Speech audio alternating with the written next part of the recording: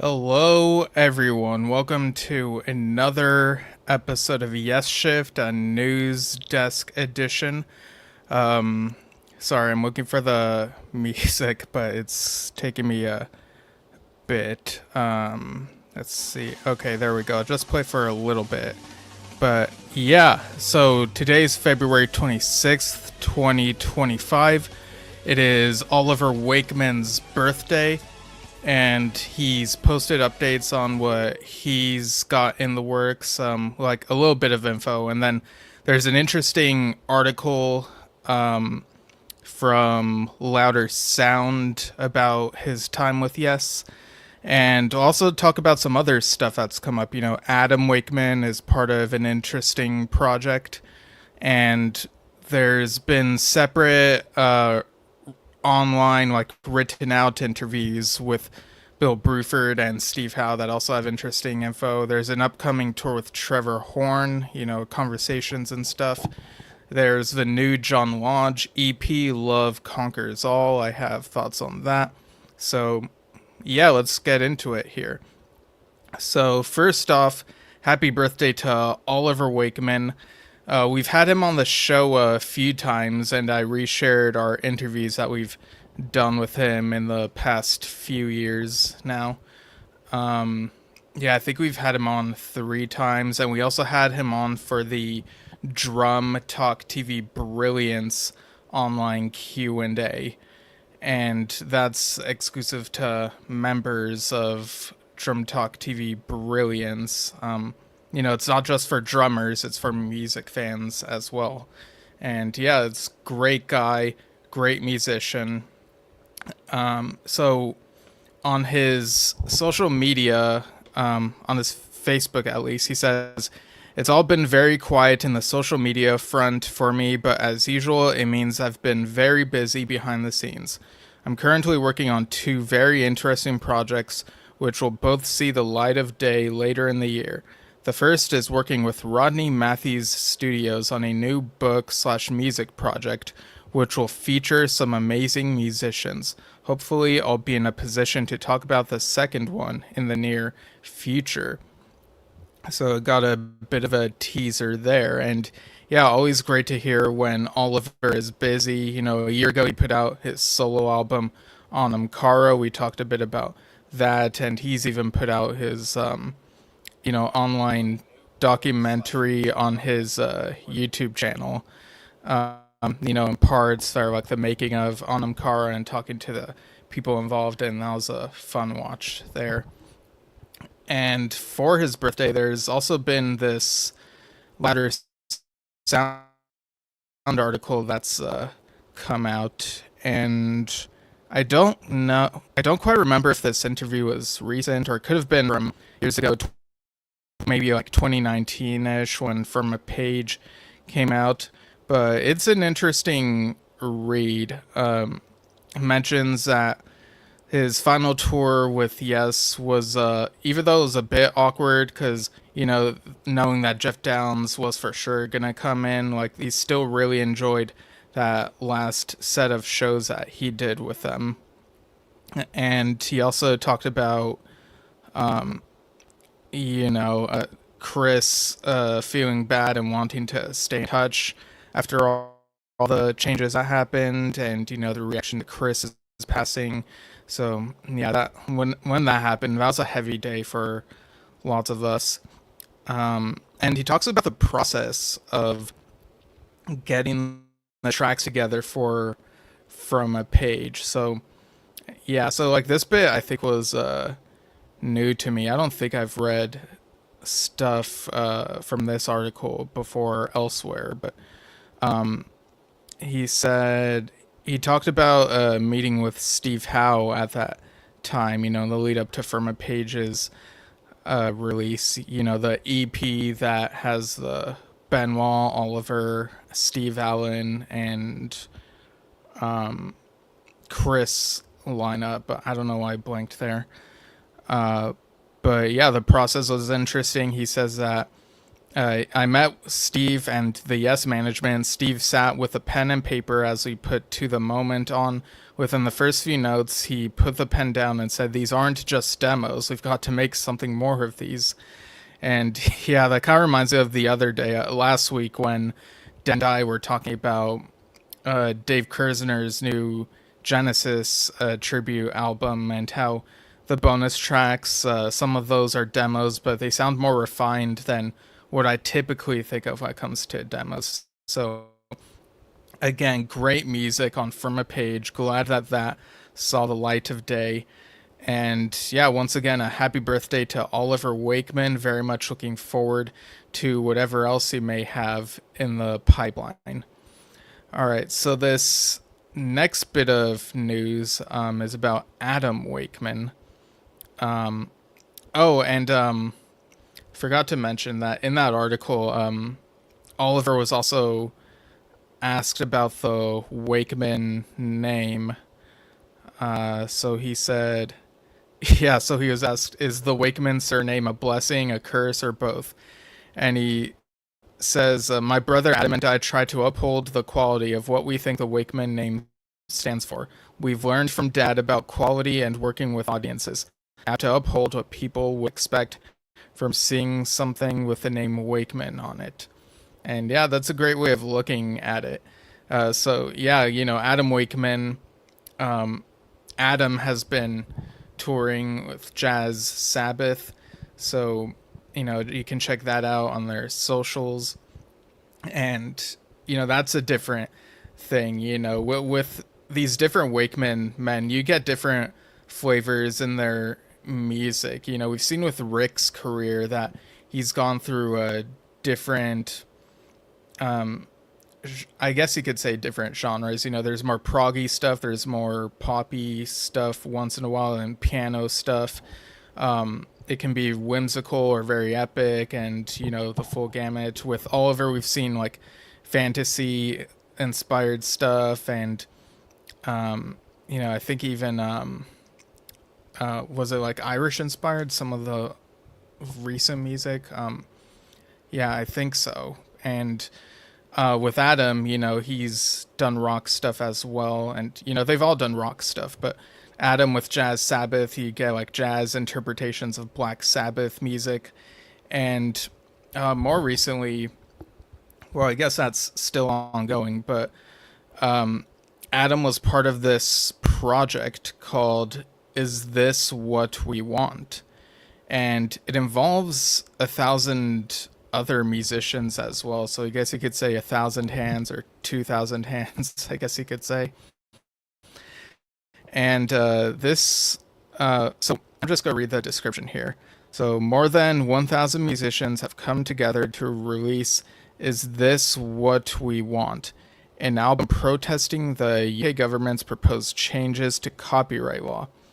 In the late 2024, the UK government proposed changing copyright law to allow artificial intelligence companies to build their products using other people's copyrighted work, music, artworks, text, and more without a license. The musicians on this album came together to protest this. The album consists of recordings of empty studios and performance spaces, representing the impact we expect the government's proposal would have on musicians' livelihoods. All profits from the album are being donated to the charity Help Musicians. And yeah, you got a long list of names here in alphabetical order. I don't really recognize, like, I'm scrolling through them like very quickly, but I don't know that there are any others I recognize. But it could be like maybe people from different releases and genres I'm just not familiar with. But yeah, I gave this a listen, and it's got 12 tracks, and the titles, if you read them all together, say a sentence. So there's 12 tracks, and the track titles are The British Government Must Not Legalize Music Theft to Benefit AI Companies. So yeah, and I hope people aren't like put off by this episode for like touching on those politics there, but I thought this was a really interesting project, because I gave this a listen, and it really does. I think I listened before reading the whole description, and I was really surprised by how it felt like, empty rooms, and you could hear like clicking noises, or maybe someone will like, I don't know, sigh or something. And it's not something I could imagine listening to more than once, but it does get the point across. It's a very scary thing that, there's got to be, these musicians need to have their livelihood. They are the heart of the music that we listen to. So I thought it was an interesting project. So there you go. And you can check this out at isthiswhatwewant.com. All right. So as for Rick Wakeman, he's got his podcast, The Myths and Legends of Rick Wakeman. On the second episode, he talked a bit about Keith Moon. And I think the next episode, the third episode, should be coming out, I think maybe tomorrow even. But yeah, people can check out his tour dates as well over at rwcc.com. I believe he's still touring Europe or England or / Europe, something like that. But yeah, people can check that out. I'm just making sure that I share this around to different groups. Let's see. Talking news related to Yes members and more. Okay. Yeah, it took a while to get ready for this broadcast, but pretty much got everything set as I want it to be. Just gotta make sure I take care of this and whatnot. Okay. So, other stuff going on.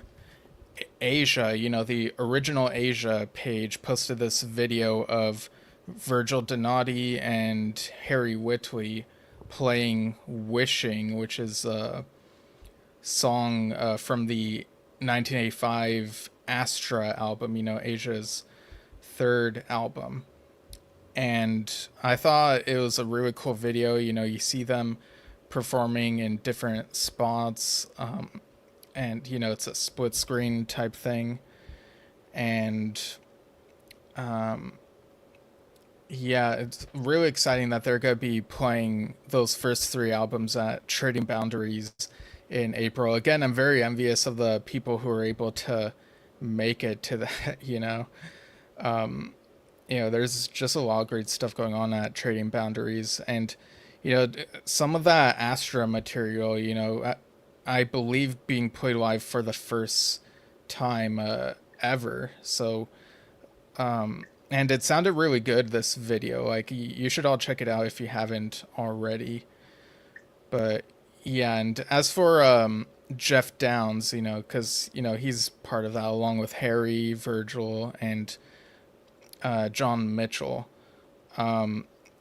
Jeff, well, there was this message shared from Jeff on Yes's socials. I was reminded of. So he said this was earlier this month in February. He said, "We are all very saddened at the news of the passing of our dear friend Tom Nice. Tom was an integral part of the Asia family right through the reunion years and beyond. His enthusiasm and unending support for the band will be remembered with great fondness and gratitude, and in particular his close friendship towards John. We are all truly blessed to have known him." Jeff Downs. And yeah, so Tom Kanice, I believe that's how it's pronounced. I had to look that up earlier, but it's always sad when someone passes. We also had the passing of Jamie Muir, a drummer and percussionist. We've talked about King Crimson's Larks, Tongues, and Aspic on this show a while ago, maybe a couple years ago now. And, that's a great album. And Jamie, there were some nice tributes written online by Bill Bruford, David Cross, and Robert Fripp. And of course, John Wetton was also part of that lineup, the late, great John Wetton. And also partially responsible for a little bit of the inspiration for Tales from Topographic Oceans with the book that he gave John Anderson during Bill Bruford's wedding. So, yeah, there are some nice tributes written out regarding Jamie, and, will definitely be missed. But, yeah, so getting back to Jeff Downs, he appeared on John Lodge's recently released EP, Love Conquers All, which, of course, came out on Valentine's Day. And this includes 5 tracks: Sunset over Cocohatchee Bay, Love Will Conquer All, The Sun Will Shine 2024 remix, In These Crazy Times 2024 remix, and Whispering Angels, which, it says, of course, featuring Jeff Downs. And I thought it was a nice, smooth listen. Whispering Angels, the closing track, to me, feels like the strongest of the 5 tracks. Or I guess I should say my favorite out of the 5 tracks. It feels kind of weird saying, like, this is what's the strongest or whatever. I don't know. Maybe that's just me. But if either of you have listened to this, feel free to... yeah, sorry, I was just reading something, but yeah, feel free to share your thoughts on this EP. I think it's a really nice listen, and glad that John Lodge, was able to put in what he wanted to put out. And yeah, he's been touring the East Coast recently, and John Davison's part of that as well, still, as far as I know. So yeah, great stuff. Check out this EP. It's a nice listen. All right. So next up we've got. I should also mention that John Lodge will also be on the Rock and Roll Romance cruise. I believe that happens in April. But speaking of which, there have also been bits of news from the Kansas camp. So one of the posts from Kansas said, due to band member illness and surgery, Kansas is unable to perform on this year's The 70s Rock and Romance cruise. The band is sorry to miss this year's cruise. However, Kansas is excited to sail on and join the Rock and Romance cruise in 2026. So people can check out rockandromancecruise.com for info on, who's part of it. But yeah, Kansas, they also post on their page, that Ronnie Platt is the one who's going through this surgery, I think in early March. So best wishes to Ronnie. I know that maybe a couple shows had to be canceled due to, doctor's orders and such. So yeah, keep track of the Kansas page for any updates, people, on socials. I also saw that Leprous pulled out of the Cruise to the Edge that's coming up, I think in March, due to unavoidable obligations. But yeah, there's still a bunch of artists involved in Cruise to the Edge, so people can check out the whole lineup there. Lots of cool stuff. Let me just see here. Okay, so one of the online interviews that, these written out interviews that I was able to read, this is from guitarplayer.com, and Steve Howe was kind of asked about the future of Yes, and he didn't give a whole lot of details, but I thought his responses were interesting. So I'm just scrolling through this, make sure that I don't misquote or anything. Let's see. Is this the bit here? Okay. So he was asked by the interviewer whether he ever thinks about saying no to Yes. And he said, Well, I like to consider that I've got that option. I'm free to carry on, but I'm also free if I did want to stop. And it notes here that he says it with a smile via Zoom. And he says, yeah, the article says it doesn't seem like Howe feels any sort of retirement is imminent. And he's quoted as saying, I think I've got a sort of internal agenda going on where I'm sort of doing a lot of tidying up of projects, sometimes shrinking them down to make them completely practical. Having it be contained is definitely a way of seeing the future in a more positive and enjoyable way. And he adds that he may have something else I want to talk about, maybe later in the year as well. So I think people gravitated toward that bit, wondering could this be a Yes related thing or could it be an archival Steve Howe release type thing.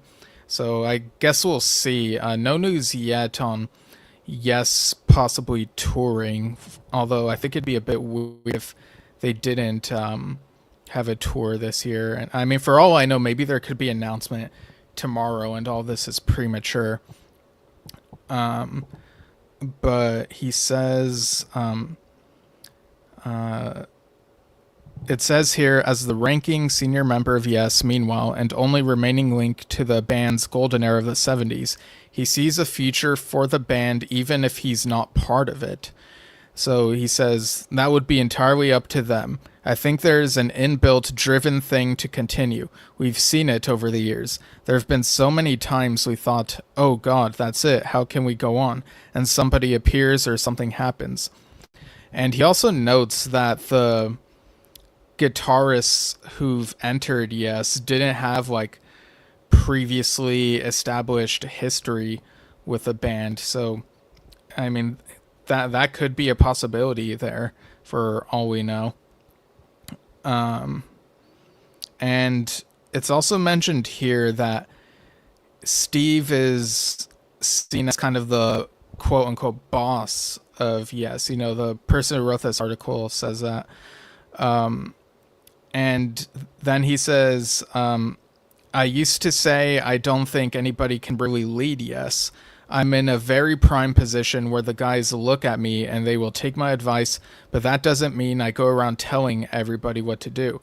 I've got to find out what they're trying to do and to make it work.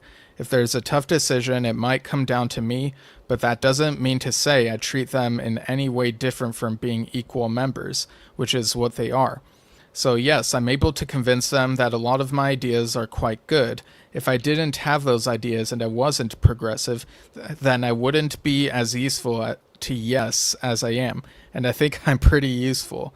That said, it wasn't that I would say, I don't need you guys, I could do this on my own. No way. I'm helping steer the band. I'll take that. So it's very interesting to hear Steve's perspective on this stuff. I feel people are often harsh for very little reason. It's like, it's a band. It's not the Steve Howe band. There are certain decisions where it might come down to him. Certain songs might be, for a set list. I imagine might get vetoed if they don't seem feasible, maybe, or if he doesn't have like the attachment to them. But yeah, I think things are a bit more complicated than people sometimes make them out to be. I see Marla Christensen chiming in saying, so this is Oliver Wakeman's birthday. Has he ever heard the song by Oliver? I'm not really sure what that refers to. Let's see. Oh, Robert Nasir chiming in saying it's hard to imagine Yes once Steve Howe leaves the group, but that's also how I felt in '78 when John Anderson and Rick Wakeman left, and Drama turned out to be an outstanding album, albeit a mixed tour. With Yes, anything is possible. Yeah, that's a great point there. And I did think it was interesting that in this article it seemed like Steve Howe might be open to a Yes that goes on without him, if I'm reading this right.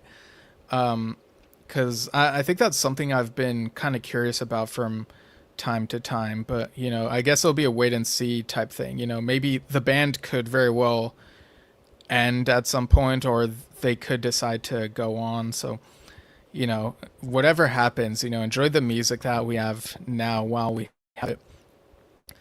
All right, so other Yes related stuff.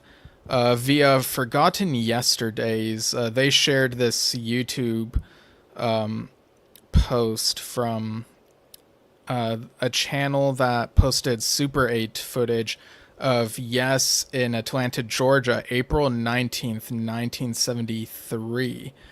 And it's just a couple minutes, snippets of Siberian Khatru, but it's always cool when these things get unearthed. So I'll just, yeah, it's okay. Yeah, just put that there for anyone who wants to check that out. And speaking of, that era, that Close to the Edge tour, there is this info that's come out on recordstoreday.com regarding what's coming that's Yes related. So I believe Record Store Day, that one anyways, April 12th this year. And this will be a 3 LP vinyl release. Yes, live at the Rainbow, London, England, December 16th, 1972. And I'll go ahead and share the cover art from there. And this is from Rhino, and it's in stereo. And of course, that recording will also be on the upcoming Close to the Edge, a deluxe edition release. Okay, let's see. Share screen. Make sure I get the right tab. Okay, so there we go.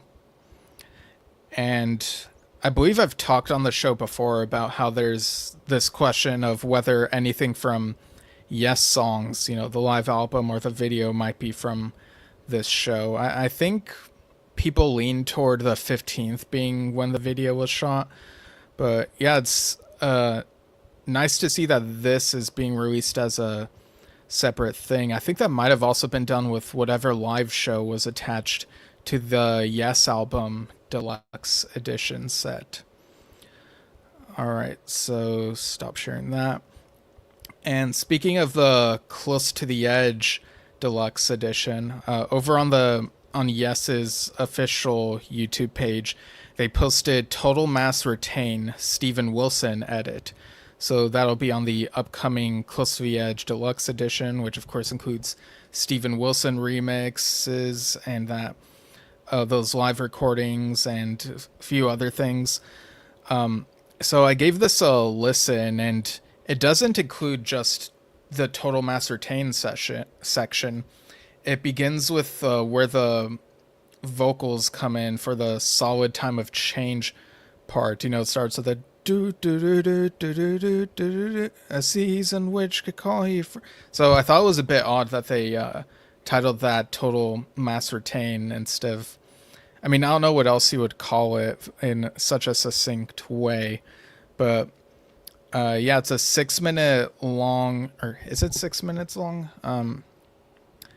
Or maybe it was just 4 minutes. Let me double check that.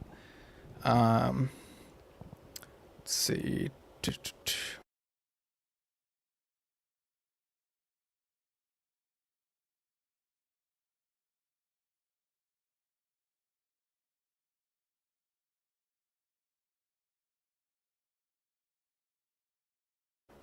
Okay, I think it's just gonna take me a while if I try checking it, but yeah, to check that out on YouTube, another little peek at the box set. I think the previous peek was the live version of Siberian Khatru. And speaking of Total Mass Retain, check out their upcoming shows at Tribute Band. They've been posting on socials and still have Awaken and Close to the Yes USA. I think they Close to the Yes have a show March 14th with Clockwork Angels, a Rush tribute. So yeah, check out their social media and see what all of them are up to. And speaking of Close to the Edge, in Prague magazine, Joe Dennison of Kansas called Close to the Edge the quintessential masterpiece. And he also mentioned that he loved the new John Anderson and the Band Geeks album True. Or I say new when that was like 6 months ago it came out. Jeez. Yeah, and in Prague, I think the album was listed as the number one 2024 album, and Richie Castellano was number 10 on the list of bassists in that magazine. So, yeah, that's high praise right there. And again, I believe March 14th is when John Anderson and the Band Geeks, their live release, Perpetual Change, comes out. So very much looking forward to watching the Blu-ray of that, and it's gonna be really cool. And check out their tour dates. Their tour starts April 1st. Hopefully that's not a joke, but yeah, making plans to see them. So yeah, more on that when we have more to report back on any of that.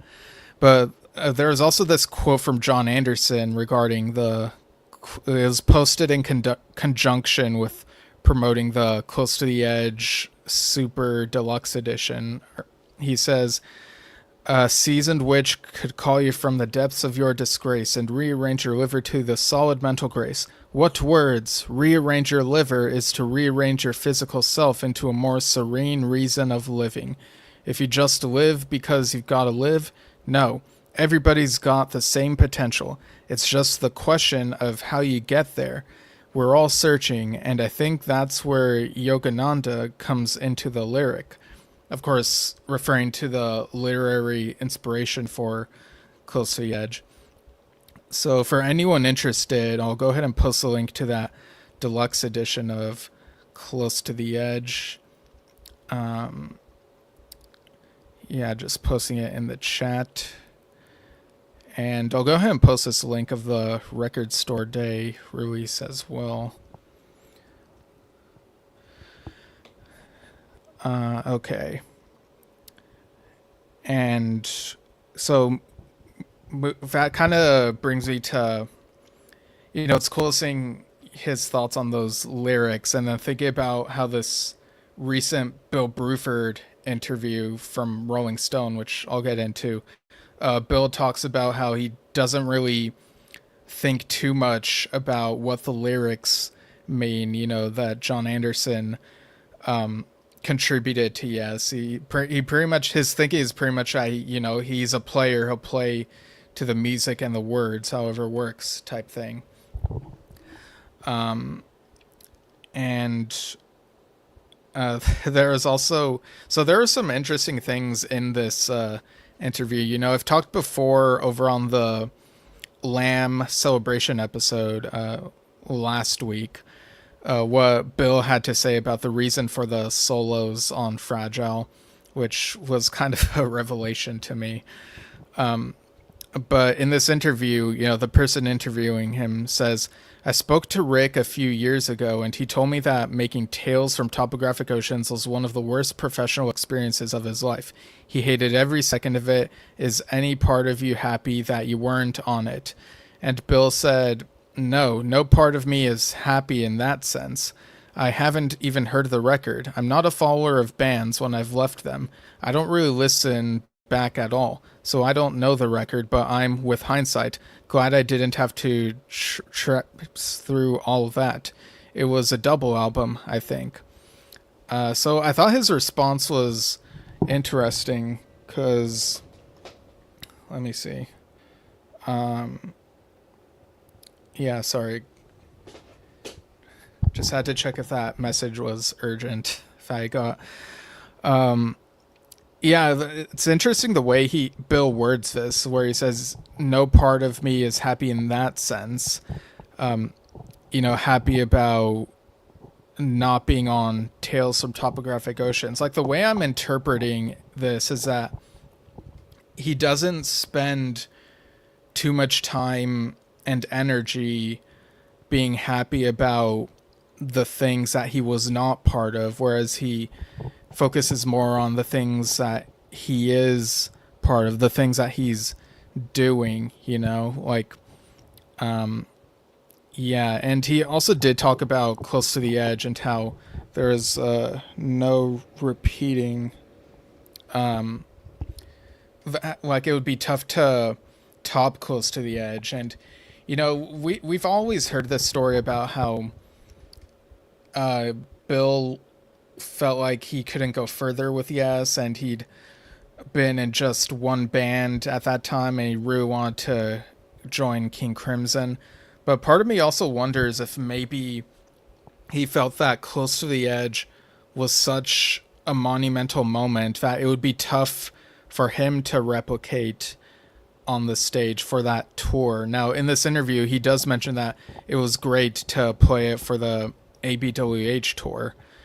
But yeah, that's kind of a bit of my speculation. But of course, something that really that people really gravitated toward were his thoughts on Union, and how he mentions that it was computerized, it was inauthentic, something along those lines. And what people debate whether or not it was computerized, but either way, I do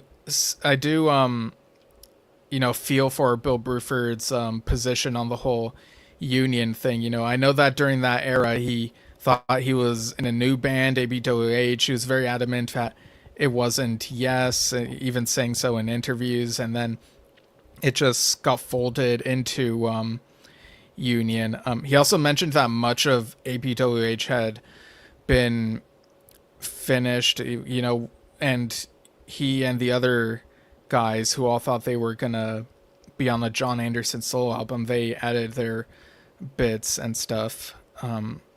But yeah, something along those lines. But yeah, I totally feel for him on the Union thing. And he's honest about how he wishes that Rick hadn't gone on too long at the Rock and Roll Hall of Fame ceremony, so that he could say a few words and Scotland Squire could have said something. But and he also mentions how he's always asked once a week whether he would play with Yes if he were asked, and he's not interested in that, or even in reviving Earthworks. And I admire how he feels that he's done what he can with any of these projects, King Crimson as well, and how Pete Roth Trio feels like a new adventure for him. And he referred people to a Drummer World interview that touches on his return to public playing. And it's cool to see how I'd still have respect for him if he stuck to retiring, but of course he got that itch when he saw the drum set a couple years ago, apparently like 2022 or whenever, according to some stuff I've read, and was like, that looks great, and gave it a little shot. And now he's playing with this jazz band in small intimate venues, which to him have more possibilities than being in a stadium would. And I kind of get it. Performing in a stadium, people have certain expectations for how things should go, whereas in a small intimate jazz show, there could be more improvisation. And I'm really glad that Bill is in a place where he's enjoying himself. And of course, people can look up those P. Roth Trio tour dates. I believe it's still just England, but like I say, I'm very envious of people in England right now. Like, you get to have all the fun these days. So yeah, great to hear stuff from Bill Bruford in the press. Let's see. As for Trevor Horn, there's an upcoming tour announced. I believe this is more of a conversational thing. He says, this will be a very special tour in which I will share some never heard before stories from 5 decades in the music business. And then it says, join Trevor for an intimate evening as part of his Adventures in Modern Recording tour, kicking off on October 3rd and visiting a select number of theaters across the UK. Tickets available now at awaywithmedia.com/tours/Trevor-Horn, or hyphen or dash, whichever you prefer. And I'll go ahead and show the graphic for that. Yeah, it's a cool looking graphic. Or is this it? Just previewing it. And okay, it's this one here. I think it's this one. Yeah. So you got a nice profile shot of Trevor Horn there. And yeah, this is from October 3rd to November 12th. So yeah, it looks like about a dozen shows right there, something like that.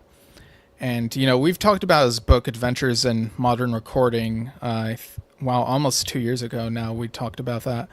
Really great read. Really gets you into the headspace of what it's like being in the production world.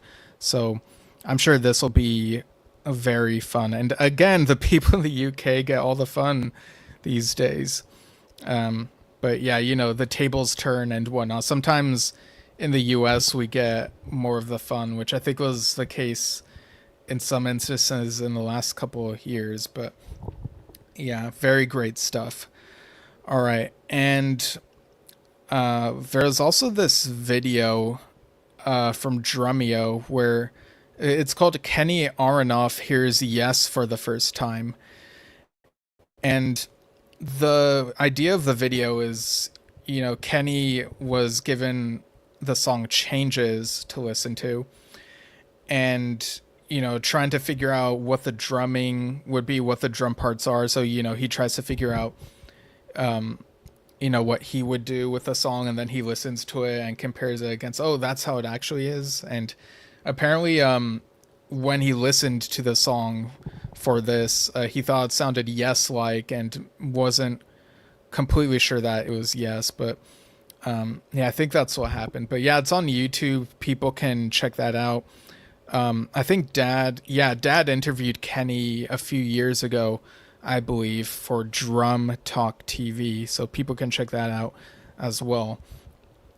Now, last week, Dad and I reviewed It, a celebration of the Lamb Lies Down on Broadway, and Dave Kersner has been posting about it, and he said earlier this week, or maybe yesterday, the day before, or something like that, he said, coming soon, a 14-track highlights of It, a celebration of the Lamb Lies Down on Broadway, to all major streaming platforms.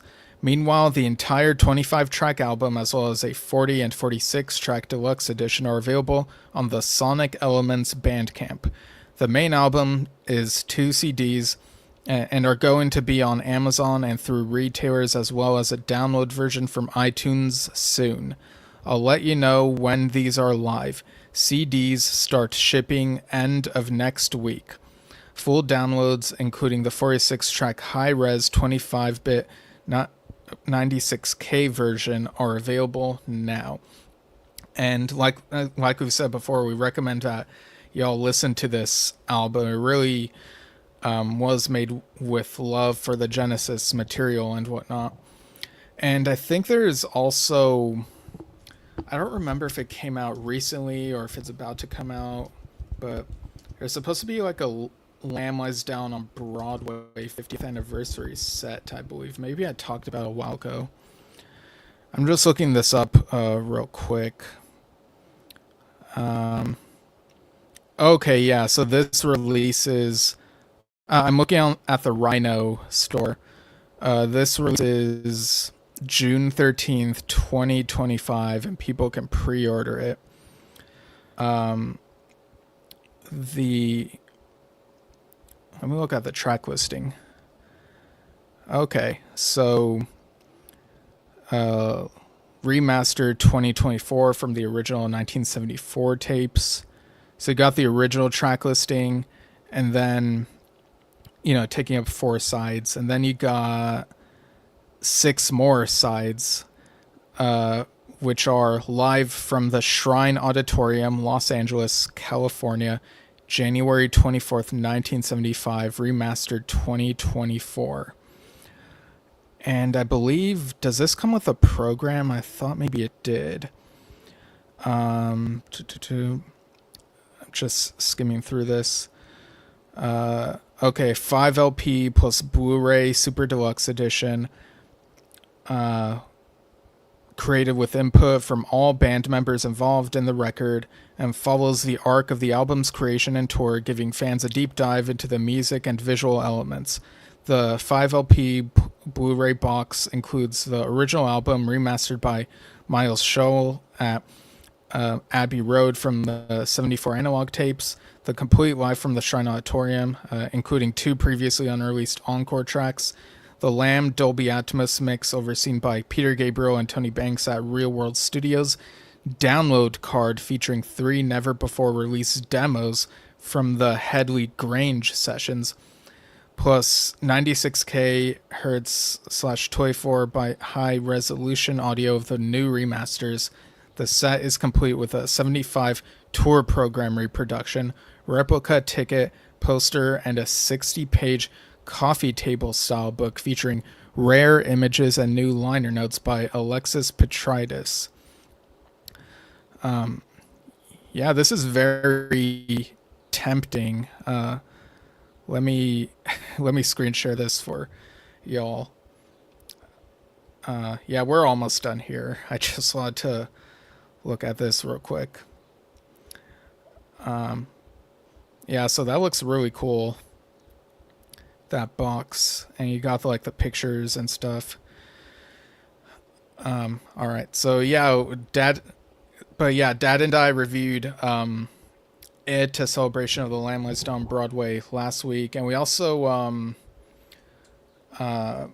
reviewed the new Jethro Tull album, Curious Ruminant, and yeah, we showed some of the versions of it there, and I had to double check whether this other version of it is a thing, but just yeah, there's a yeah, let me double check, but yeah, so that was a fun review to do, that album. Any Jethro Tull fans here? So okay, here's the official store link. So yeah, making sure I do my due diligence here, because I wanted to look these up for sure, but I'll go ahead and share now. So yeah, the Jethro Tull merch here. Yeah, this is that Vision merch. And you can see the different versions. So Curious Ruminant, you got the CD Digipack, the Gatefold Black Vinyl, the Gatefold Transparent Grape Vinyl LP, and the Deluxe 2 CD Blu-ray Art Book. And again, this comes out March 7th. You also got the Deluxe Ultra Clear 2 LP 2 CD Blu-ray Art Book. And you got this apparel. You got the mask that's on the cover on these shirts and whatnot. So yeah, very cool stuff. Yeah, just figured I'd share that to cap off, with some more prog news that I didn't want to skip over. But yeah, I think we've done it. This Yesshift News Desk episode, and again, who knows how soon the next one will come. Like I said, Yes could announce a tour within the next couple of days for all I know. We just don't know. But either way, looking forward to whatever their activities may be. We know they said not too long ago that they're writing a new album, so always keeping an eye out for that. But folks, thanks for tuning in to Yesshift. You can follow us at Yesshift on YouTube and Facebook, and search us in podcast app. You might find us. We have a thing or two going on Yesshift next week, so keep an eye out for any of that. And very fun to do this. So yeah, thanks for tuning in, and we'll see you all soon.